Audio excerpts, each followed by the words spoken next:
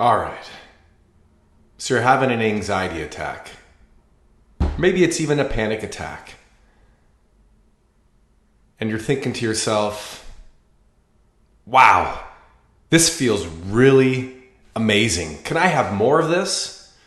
No, I'm not nuts, but my name is Sammy Spataro. Welcome to my channel. If you are new, please hit the subscribe button so I can welcome you to this community where I teach people how to turn that villain in you, that villain in us all, into a superpower. Today's topic is anxiety attacks and panic attacks.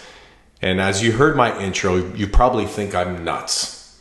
Well, coming from a person who has had anxiety panic attacks almost every day for 3 years, I did a video the other day explaining what anxiety was, and if you want, you can go watch that video to kind of dive in a little bit deeper so you kind of get a footing on the ground to understand kind of what you're going through and what anxiety really is.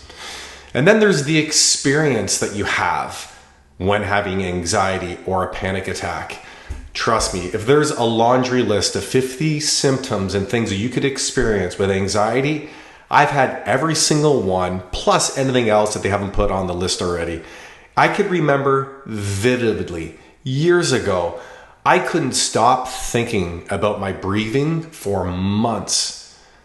And I never even knew that that was also one of the symptoms of anxiety, that you can focus on your breathing all the time because you get obsessed about it.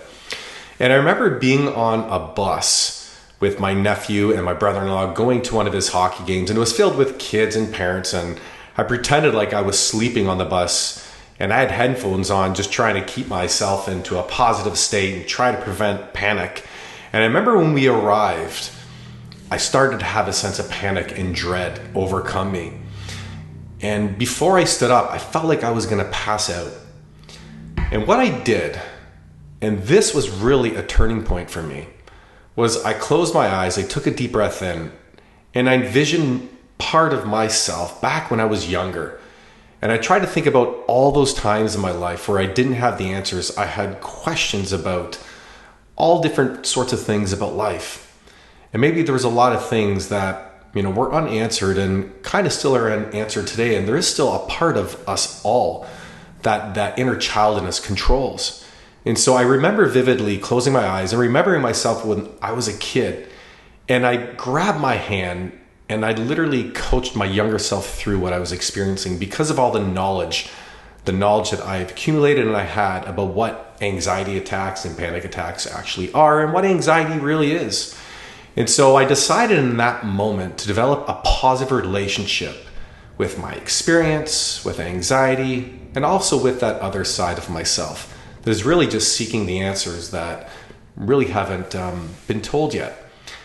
And after I had that conversation with my younger self, it's like as if the switch went off and the panic was gone. And at that time, I was kind of like really in a moment of uncertainty where I was kind of like, is it going to come back?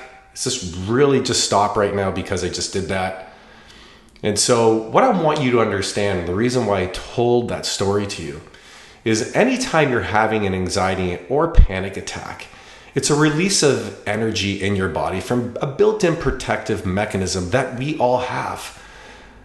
But ultimately what happens from then on, whether it's positive or negative, is up to you.